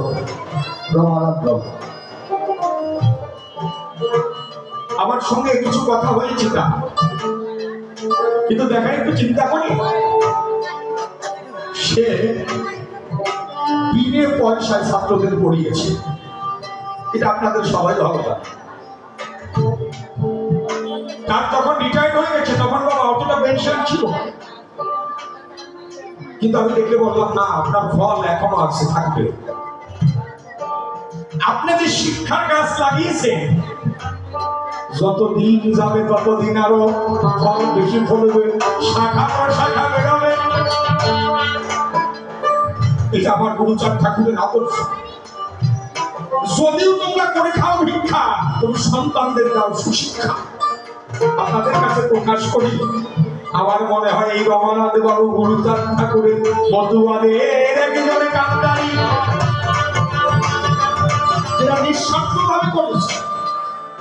আসেন যত ভক্তগণ, এখানে তার ছাত্ররা ওই ফল থেকে যা দেয় তাতে এই অনুষ্ঠানটা হয়। এই দেখেন পিতা মাতার মন্দির করেছে। আপনাদের এই ধারণা আমরা তো করতে পারি না। প্রশাসনের বিক্ষোভ হলো গৌরাঙ্গ মহাপ্রভু সন্ন্যাস নিয়ে যখন শান্তিপুরে এলো, তখন সচিরানী গিয়েছিল তার দর্শন করতে, বিষ্ণুপ্রিয়াকে নিতে পারে। সচিরানী যখন যায়, নিমাইকে দেখতে পারে, নিমাইকে জড়িয়ে ধরে হাউ মাউ করে কান্না করে মা। নিমাই ডেকে বলে, ও মা তুমি কাঁদছো কেন? কেন কাঁদছো? আমি যতবার পৃথিবীতে আসি তোমার গর্ভে আসি, এরপরে আমি আবারও তোমার গর্ভে আসবো। ও মা তোমাকে আনাতে শপথি রাখিব আবার, তব গর্ভে জন্ম লইব দুইবার, শেষ জন্ম লইব পরিশ্রম করে, তখন আবার হরি নামে বাতাইব সর্বজীব ভাবে।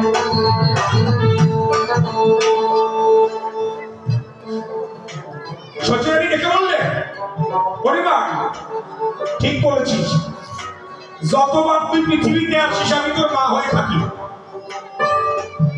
কিন্তু তুই আমাকে এই আশীর্বাদ করিস আর কোনদিন যেন তোর মতো সন্তানের মা না হই। নিমাই ডেকে বলবো, মা কেমন কথা বললে? আমি আর কোনদিন তুমি আমার মা হতে চাও না? একে বলছে, জানিস নি ভাই মায়ের কি স্বভাব? তুই আমার সন্তান হলে যে আমার পাঁচশো প্রেমের অভাব। তুই পিতা যুগে আমার সন্তান হয়েছিলি, আমাকে ফেলে চলে গিয়েছিলি, মনে পড়ে? আমি তারপরেও তোর মা ছিলাম, তখনও তুই আমাকে ছেড়ে চলে গেছিস। আমি এখনো তোর মা, তুই আমাকে ছেড়ে চলে গেছিস। অনিমাই বলতে পারিস তোর মতো সন্তান গর্ভে ধরে যদি আমি বাচ্চা প্রেম অনুভব করতে না পারি, আমার মা হয়ে কি হবে? আর তোর মা হবো না, আর কখনো তোর মা হবো না। কেননা তোর মা হলে রাখি দাবি, তুই সেই দিনও তো আমাকে ছেড়ে চলে যাবি, তোকে তো আমি সন্তান হিসেবে পাবো না। গৌরাঙ্গ মহাপ্রভু দেখে বললো, মা তোমার যন্ত্রণা আর থাকবে না, তোমার আর কষ্ট দেব না। আমি ওই স্বর্ণ নিকটে লীলা করতে যখন হরি হয়ে যাবো, সেই দিন তুমি আমার মা হবে। তোমার এই 3 যুগের কষ্ট আমি সন্তান তোমার মায়ের সেবা করে সেই দিন সমস্ত কষ্ট আমি দূর করব। এই 3 যুগে কি তোমাকে কাঁদিয়েছি? আমি কলিযুগের ওই স্বর্ণ করে গিয়ে এই 3 যুগের কান্না আমি সব ভুলিয়ে দেব। কি করব? আমি সংসারী হব। আমি সংসারী হয়ে মানুষকে ধর্ম শিখাবো। লয়ে নিজনারি সবাই সাজবে ব্রহ্মচারী, মানুষকে ধর্মটা সোজা করে দেবো। কি হাতে কাম মুখে নাম সচ্চরিত্র হবে, সত্য পথে থেকে সদা সত্য কথা কবে, পরপতি পর সতী গহনায় স্পর্শিবে, না ডাকিলে হরি হরি তোমাকেই ডাকিবে। ঠাকুরের প্রথম কথা, তোমার পিতা মাতার সেবা করো। কেউ তো করতে পারবে, তোমরা করো। হরিচাঁদ ঠাকুর নিজে দেখিয়েছে কিভাবে পিতা মাতার সেবা করতে হয়। গুরুচাঁদ ঠাকুর নিজে দেখিয়েছে। আর বর্তমানে রাগ করবেন না, এই সনাতন ধর্মের লোক যত শিক্ষিত হচ্ছে, পিতা মাতার কপালে তত দুর্গতি নেমে আসছে। বাবা মা গ্রামে নয়, ছেলে আর ছেলের বউ চাকরি করে ঢাকায়, আর গ্রামে বাবা মা রান্না করে খায়। আপনাদের কাছে যারা কুকুরের জায়গা ফ্ল্যাটে হয়, মা বাবার জায়গা হয়। কি হবে সমাজের কল্যাণ? কি হবে হরি নাম করে? কি হবে কৃষ্ণ নাম করে যদি তোমার বাবা মা ঘরে কান্না করে? একটা ছেলে, তার বয়স মাত্র 6 বছর, এই সময় বাবা মারা গেল। ওই মা ভিক্ষা করে করে সন্তানকে পড়ায়।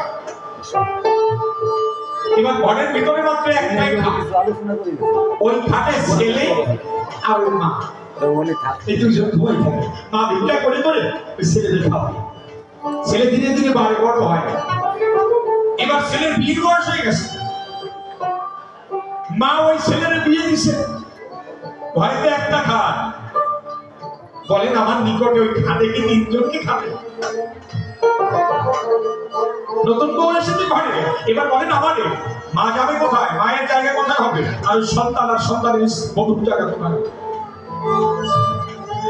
মা নিজের হাতে ছেলেটার বাসর রচনা করে ছেলে আর ছেলের বউকে দিয়ে ঘরে নিজে বারান্দায় একটা চটের উপরে কাঁথা পেতে শুয়ে থাকে। সন্তান যত সুখে থাকে। এইভাবে কয়েক বছর কেটে গেছে। ওই ছেলের একটা ছেলে হয়েছে। ওই ছেলে এখন আনন্দে মা নিয়ে চলে বেড়ায়। ছেলে একটু বড় হচ্ছে। ছেলেটা বাজারে কাজ করে, দোকান আছে। দোকানে থাকার পরে যখন ওই যে রাত ৯টার পরে বাড়ি আসে, তখন ওই স্ত্রী কানে যে মন্ত্র দেয়, ওই মন্ত্রটা বাবা কাজে লাগে। কেননা রাগ করবেন না, সত্যি কথা বলতেছি। গুরুদেব মন্ত্র দেয়, এক কানে মন্ত্র দেয়, এক কান ফাঁকা থাকে, খোলা থাকে, এই কান দিয়ে দেয়, এই কান দিয়ে বেরোয় যায়। আর স্ত্রী যখন মন্ত্র দেয়, এক কান বালিশে জামা করে, কান দিয়ে বেরোতে পারে না, সোজা ব্রেনে চলে যায়। এবার স্ত্রী রাত ৯টার সময় স্বামী কাজ করে বাড়িয়েছে, যারা বাজারে ব্যবসা করে, অনেক মানুষের সঙ্গে অনেক ধরনের কথা বলতে হয়। সামাত্রই বলতেছে, শোনো এই ছেলেটা একটু বড় হয়েছে, আচ্ছা তোমার মা একটু লজ্জা নাই যে আমরা কত রসিকের কথা কব, একটু হাসি মুখে কথাও বলতে পারি না, বারান্দায় তোমার মা যদি শুনে যায়। মা কিন্তু ঘুমায় নাই, মা শুনছে যে আমরা একটু হাস্যরসের কথা বলতে পারি না, তোমার মা বারান্দায় থাকে, তোমার একটু রান্না করার জন্য ইচ্ছে করে দিতে পারো না। মা কিন্তু শুনেছে। সকাল যখন হয়ে গেল, ছেলেটার ঘুম ভেঙে গেল, ছেলেটা উঠে দেখতে পারে ভাই বারান্দায় আর মা শোয়া। মাকে ডেকেছে, ও মা, মা। রান্নাঘর থেকে মা ডেকে বলেছে, খোকা আমি রান্নাঘরে আছি বাবা। বাবা তুমি রান্নাঘরে কি করো? রান্নাঘরে কি করছো? এমন সময় মা ডেকে কয়, খোকা রে, ওই বড় ঘরে আমার থাকা হয়ে যাচ্ছে দায়, কেননা ওই বড় ঘরে গেলে পরে তোর বাবার কথা মনে পড়ে, তাই আমি বড় ঘর ত্যাগ করে রান্না করে এসেছি। তবু মা বুঝতে দিচ্ছে না, তবু বুঝতে দিচ্ছে না। কিছুদিন পরে ছেলে একদিন বাড়ি আসছে রাত ৯টায়। স্ত্রী বলতেছি, জানো তোমার মা সে কি ভাষায় আমার বাবা ঘরে গালাগালি করছে, সংসার আমি করবো, আমি কাল কি বাবার বাড়ি চলে যাব। দোকানে একটু ঝামেলা হয়েছে, মাথায় রাগ হয়েছে। আর স্ত্রী যখন কইছে কালকে ছেলে নিয়ে বাবার বাড়ি চলে যাবে, ছেলের মাথায় আরো গরম আছে। দরজার যে আর কাঠের লাঠি থাকে, আর কাঠের লাঠি ধরে গিয়ে রান্না করে, দেরি করে নাই, মায়ের গিরের উপরে সমান সমান পায়। মা একটা কথা বলে না, বসে পড়েছে। ছেলেটা চলে গেছে, ওই দিন কেটে গেছে, রাত কেটে গেছে। সকালে ছেলেটা বাজারে গেছে, রাতে বাড়ি আসছে। আজকে স্ত্রী ডেকে বলছে, গিয়ে দেখো রান্নাঘরে তোমার মা পায়খানা প্রস্রাব করে রান্নাঘর দুর্গন্ধ করে ফেলেছে। এই বাড়িটা থাকা যাবে না, এই এখনই রাতের বেলায় আমি আমার ছেলেকে নিয়ে চলে যাব। তাহলে কি করবো? এক কাজ করো, তোমার মা একটু বয়স হয়ে গেছে, বেশি দিন তো থাকবে না, তোমার মা রে তুমি জঙ্গলে রেখে আসো, তাহলে আমি থাকবো। মূর্খ সন্তান হাঁটতে হাঁটতে রান্নাঘরে মায়ের কাছে গিয়ে দিয়ে দেওয়ার সঙ্গে, ও মা, মা, ও মা। রান্নাঘর থেকে মা ডেকে বলছে, খোকা এসেছিস? আজকেও আমাকে মারবি নাকি?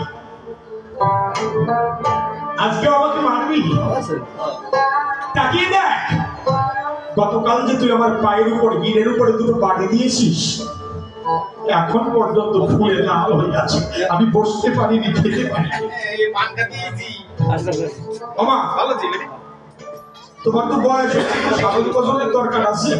চলো তোমার জঙ্গলে রেখে আসি, তোমাকে জঙ্গলে রেখে আসি। মা ডেকে বলে, তাই আমার যে সাধন ভজন করতে হবে তা তো আমার খোকা মনে নাই। ছোটবেলায় তুই যখন আমার বলেছিলিস,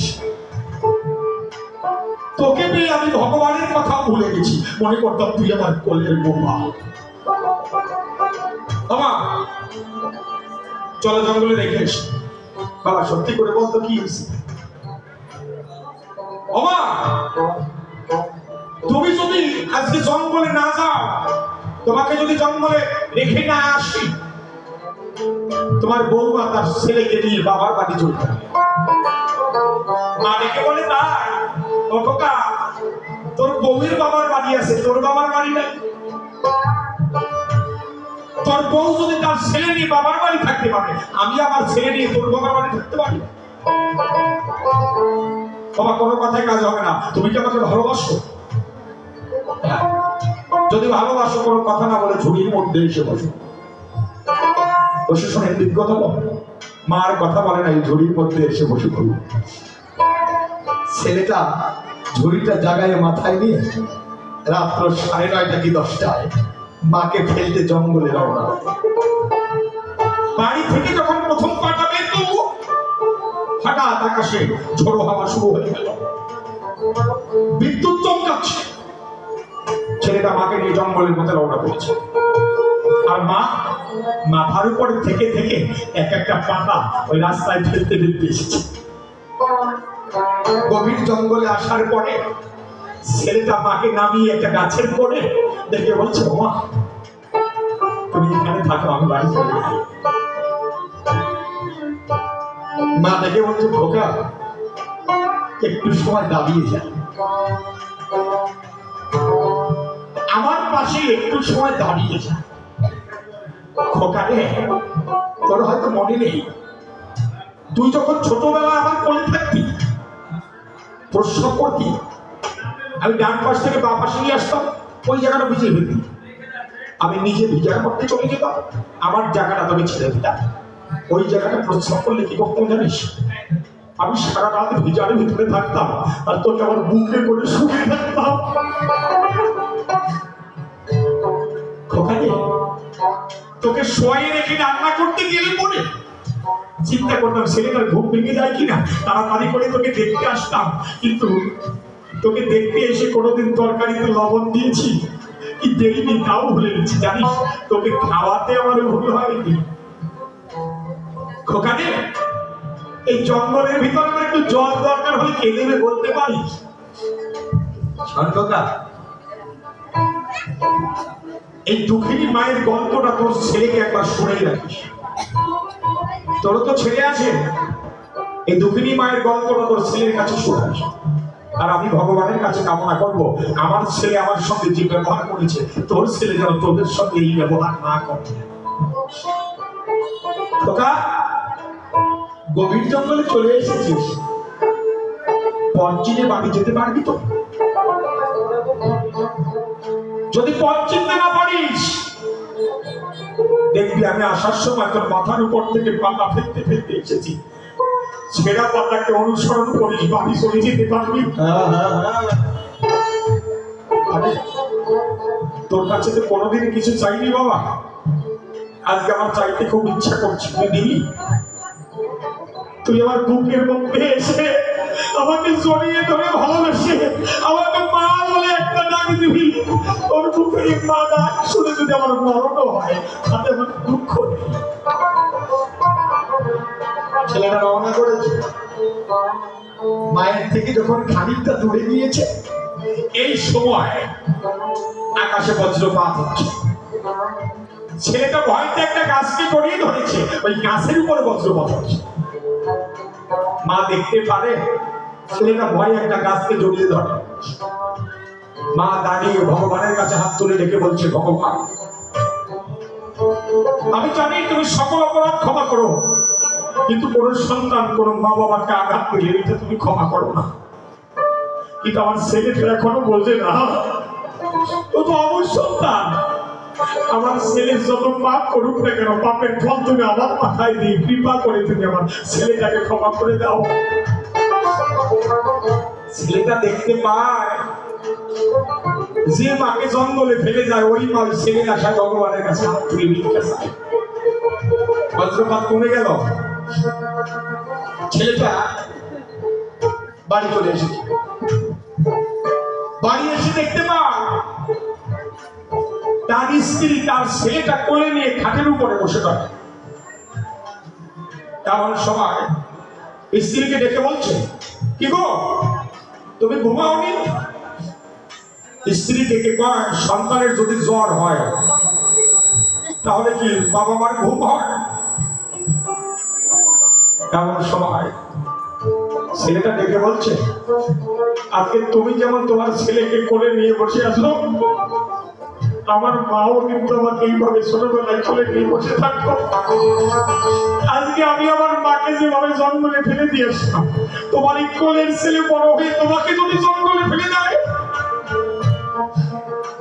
স্ত্রী রেখে কয়, যাও তুমি তাড়াতাড়ি গিয়ে তোমার মাকে নিয়ে আসো, আর কোনোদিন তোমার মার সঙ্গে খারাপ ব্যবহার করবো না, নিয়ে আসো। বসে শোনেন বিজ্ঞ হলো, যখন ওই ছেলে দৌড়াতে দৌড়াতে গভীর জঙ্গলে মায়ের কাছে গেল, গিয়ে দেখতে পায় মা একটা গাছে হেলাম দিয়ে বসে আছে। মায়ের চরণে পড়ে ছেলেটা বারবার করে দেখতে বলছে, মা তুমি আমাকে ক্ষমা করে দাও, বাড়ি চলো, আর কোনোদিন তোমার ব্যথা দেবো না, ক্ষমা করে দাও, তোমার বাড়ি চলো, বাড়ি চলো না। কিন্তু মা কথা বলছে।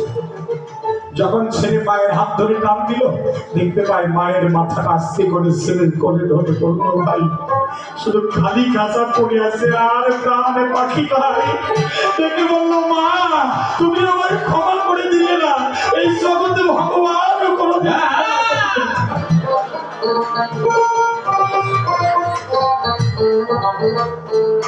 যখন সংসারে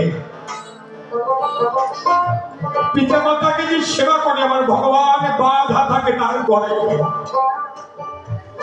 আজকে আমাদের শ্রদ্ধেয় রমানন্দ বাবু পিতা মাতার একটা মন্দির করেছে, পিতা মাতার উদ্দেশ্যে গান গায়, গান গায় সবে শব্দ হয়। তাই আমি সবার কাছে অনুরোধ করছি, বাবা ঘরে বাবা মা থাকলে কোনোদিন কষ্ট দিয়েন না। যত সাধন ভজন করেন না কেন, তা কোনোদিন বাবা মাকে কষ্ট দিলে ভগবানের কাছে যায় না। কেননা নিঃস্বার্থ ভাবে যদি কেউ ভালোবাসে, সে হচ্ছে মা। এই মায়ের কান্দনে যাবন জীবন, ওরে দুই সারি মায়ের কান্দনে, ঘরের পরিবারের কান্দনে কয়েকদিন পর থাকে না। দুঃখের দরদি আমার জনম দুঃখে মা, বোধাই মা জনম দুঃখিনী মা, দুঃখের দরদি আমার বোধাই মা জনম দুঃখিনী মা, দুঃখের দরদি আমার জনম দুঃখী মা। 10 মাসে 10 দিন মায়ে গর্বে দিচ্ছে খাই, রক্ত মাংস খাই আমরা কবে আইলা পাই। আর ভূমিষ্ঠ হইয়া যাবি উঠিলাম কান্দিয়া, শান্ত করিল মায়ে বুকের দুগ্ধ দিয়া। কত মায়েরও প্রসবের কালে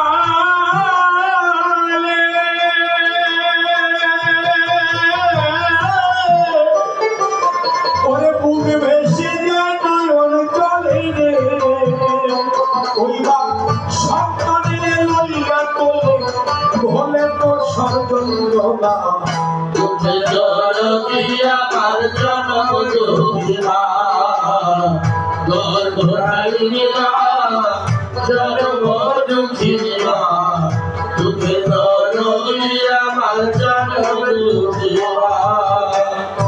হাতে পায়ে তেল মারি খামায় দিল শক্ত করি প্রস্রাব পায়খানায় আমি এই মায়ের কোলে করি তবু নামায় রাগ করিল ভিজল বুলের মধ্যে আমার এই শুকনায় রাখিয়া মায় থাকে ভিজাতে আমার অসুখ হইলে দেখি যাইয়া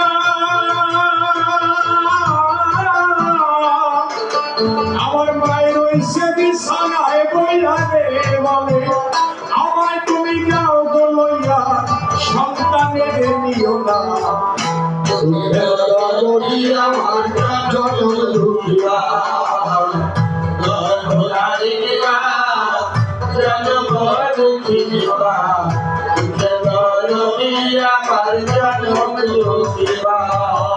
আরে ল্যাংড়া যতর কানা খোড়া হইলে মায়ের ছেলে ধুলা মাটি ঝাড়া দিয়া টান দিয়া আমায় বলে আর পুত্র যদি কুপুত্র হয় মায়ের আহি ফেলে সকল অপরাধ গোপন রাখিয়া মায়ে তারে পালে আর দুর্বিপাকে যদি কারো সন্তান মারা যায় মারা পড়ছি না জানিতে আগে জানে মায়ের সরকার সারা আলম ভেবে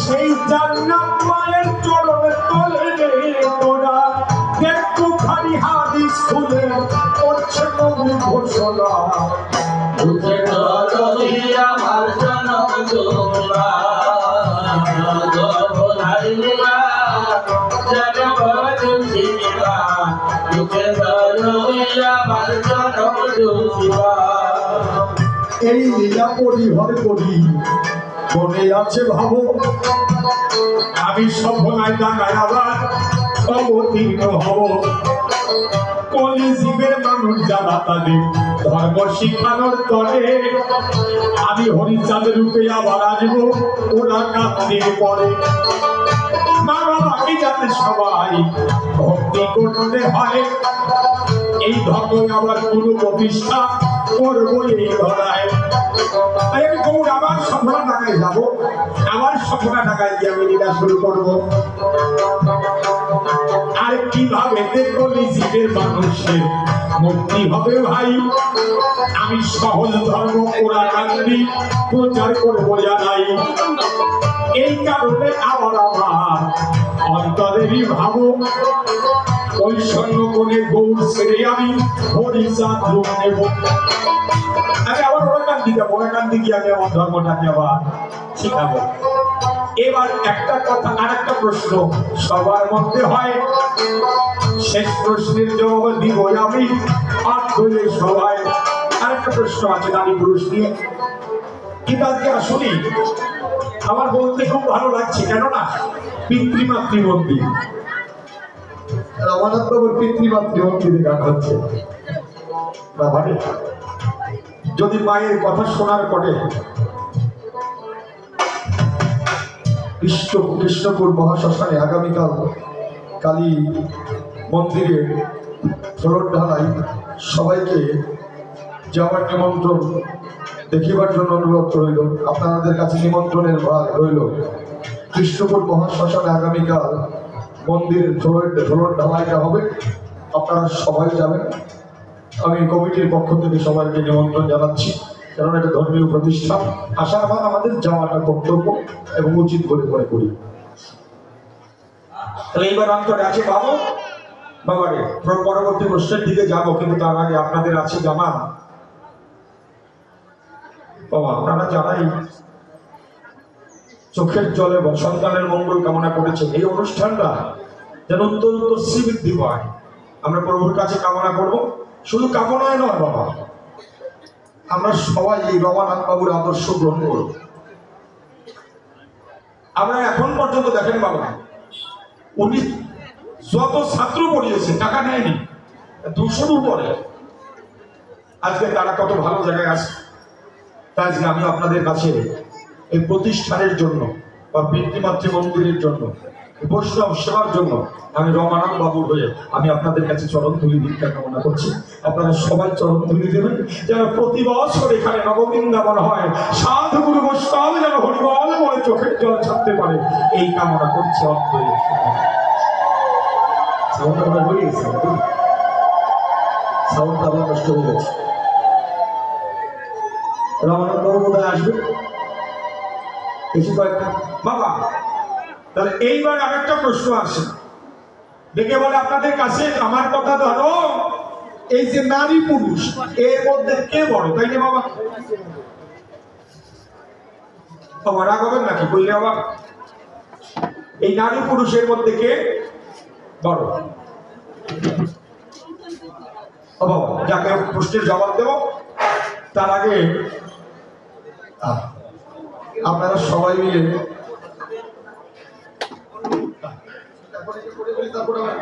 জবাব দিই। যাক রমানাথ বাবু আসবেন নাকি? যাক যাক বাবা, আরো কয়েকজন কাজ করেন তাহলে এই এখান থেকে দুটো চাদর দুই পাশে দিয়ে নিয়ে গেলে একটু সময়ের মধ্যে হয়ে যাবে, আর আমরা গান গাইতে পারি, কি বলেন? এইবার তুমি আমার কথা ধরো, প্রশ্ন করেছে নারী পুরুষ এই দুইয়ের মধ্যে কে বড়? আচ্ছা বাবা, প্রশ্ন করাটা আমার কাছে একটু অদ্ভুত লেগেছে। নারী পুরুষ দুইয়ের মধ্যে কে বড়? আচ্ছা কোন দিকে বড় এই প্রশ্ন থেকেই জানা। উনি প্রশ্ন করলো নারী পুরুষ দুইয়ের মধ্যে কে বড়? না করেন না বাবা, তুমি যদি কালকে খেয়াল করতে তাহলে দেখতে আমার বাড়িতে পুরুষ বড় নারী ছোট, তাই না? যদি লম্বার দিক দিয়ে বিচার করা হয় তাহলে পুরুষ বড় নারী ছোট, আবার যদি মোটার দিক দিয়ে বিচার করা হয় নারী বড়। তো বসে শুনি নারী নারী এই জগৎ সংসারে শ্রদ্ধেয় অশ্বিনদাস একটা গান লিখেছে, শুধু ধন থাকিলে হয় না ধনী, কৃষ্ণ ধন যার নাই হৃদয়, কেবা ধনী কেবা গরিব বোঝা বড় যায়। আমার কথা ধরো, এই জগতে হরিধনের ধনী যারা, সেই জগতে সবচেয়ে বড় সে নারীও হতে পারে পুরুষও হতে পারে। তবে হ্যাঁ, নারীর কাছে সাধন রয় আর নারীর কাছে ভজন রয়, আর পুরুষের কাছে সাধন পাওয়া যায়। সাধনের দিকে পুরুষ বড়, আপনাদের আছে যারা নারী ছাড়া কখনো ভজন হয় না। যাক, তাহলে আপনারা সবাই মিলে এই ধর্মীয় প্রতিষ্ঠানে কেউ কিছু দান করেন, আমি তাদের নামটা প্রচার করে দিই, আর কমিটির বাবুরা আপনাদের কাছে যাবে। এরপরে তার যে কথাটা আছে আর একটা গান করে এরপরে চেষ্টা করবো আলোচনা। আর আপনারা কেউ করে বড় নোট থাকে ওটা আমার হাতে দিলে আমি তার নামটা বলে দিতে পারি। রাধে রাধে। আমার মায়েদের কাছে কয়েকজন যান,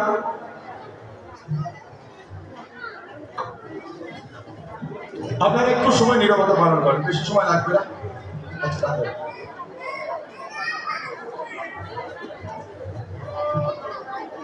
শুভরাত্রি।